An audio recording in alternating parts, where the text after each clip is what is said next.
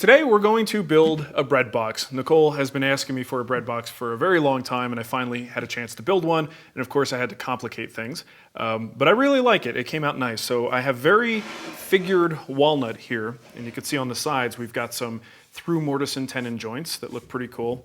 On the front, I went for an accent material with butternut. It's a close relative to walnut, and I think it's a really good complement to it, and also allows me to set off this copper punch panel on the front. So we have two compartments. This guy lifts up, plenty of room in there with some ventilation in the back. And then the bottom compartment, we've got room for more bread or cookies or whatever you want to put in there. So this project is actually a Wood Whisperer Guild project. You can get that at thewoodwhispererguild.com if you want the plans and the full video set. But I thought it would be fun to show you exactly how everything went together. Let's get to it. The parts are all milled up and cut to size. Thankfully, I have material that's wide enough that I don't actually need to do any panel glue-ups for this one.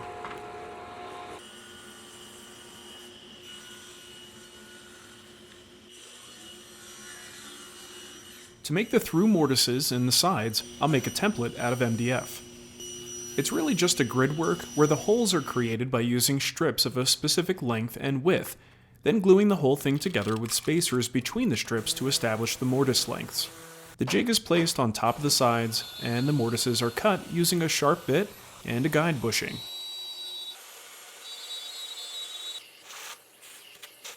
The ends of the mortises can then be squared up with the chisel.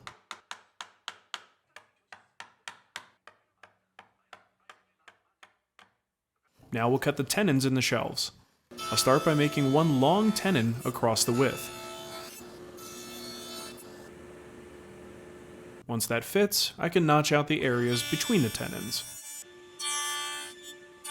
I pretty much just sneak up on the fit until the tenons go in without splitting the board apart.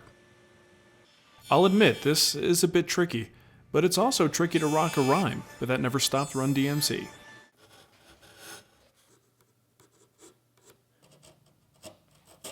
Once all the tenons are cut, we'll do a quick dry assembly. Because I like to complicate things, I'm going to add a curved profile to the proud tenons. I'll then sculpt them just a little bit using a chisel. The back of each piece gets a rabbet for the back panel. The back panel itself is then cut to size and fit to the case. I want the box to have some decent airflow, so I'm routing a nice little pattern. The top of the box gets a bevel where the door attaches. I could then use a mock-up of my door profile to transfer the curve to the sides. Now for the doors. The top door gets a bevel to account for its angle. We have some shaping to do, but that'll come later. For now, we'll work on the copper punch panel. To cut it to size, I first score it well, and then stress the joint until it breaks away. The ends are then filed clean. The design I'm going with is wheat, because bread. It's also a pretty simple design, and since I've never done anything like this before, simple is good. I'm just using a nail with the tip blunted to the size and shape that I need. I gotta tell you, this was pretty tedious, and at this point I'm wondering whose big idea this was anyway.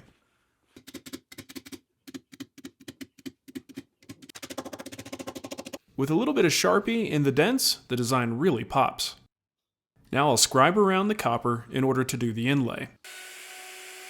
I can then route the recess. It's a really snug fit, so I don't want to put the panel in there until we're actually ready to glue it up. Now we can install the hinges. I'm using hinges from Brusso Hardware. Brusso makes the highest quality American-made hardware available. This is a pretty small hinge, but look at how beefy those leaves are. I use the hinge itself to scribe the shape onto the box, with some CA glue holding the hinge temporarily in place. I could then use a router to make the mortise and a chisel to square it up.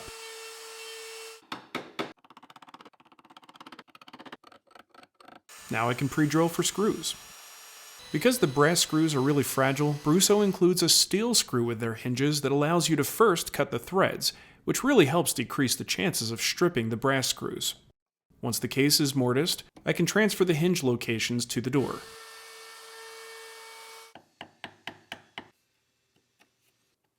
Because of the bevel, I need to drive these screws at a slight angle, otherwise they might poke through the front.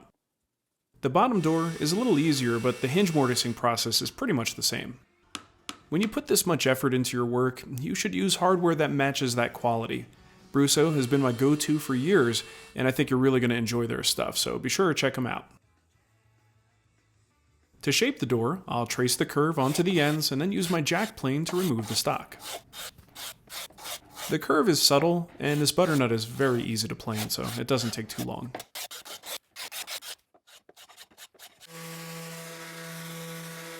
The bottom door needs a catch of some sort, so I'll make one up using a little piece of walnut and 2 1/4-inch magnets.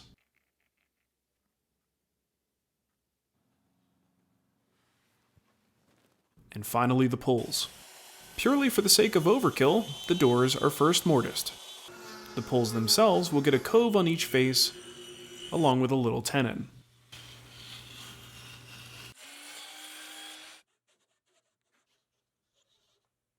The shape of the pull is curved, like the proud tenons, and I sculpt it until I'm happy with the appearance. The whole piece will be finished before assembly, so everything gets thoroughly sanded.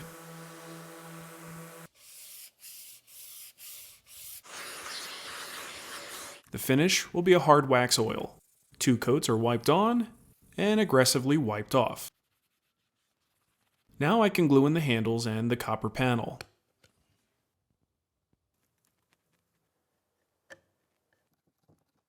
I'm using Type Bond hide glue on the tenons. This gives me a lot of extra working time, and if there's any squeeze out, it should be pretty easy to clean up, especially on these pre-finished parts. When the piece is already finished, it's a good idea to use cloths to help prevent the dead blow or clamps from leaving marks. And here comes the back panel.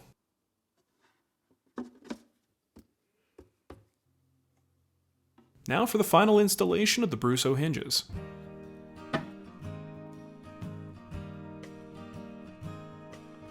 There it is, a bread box fit for a queen.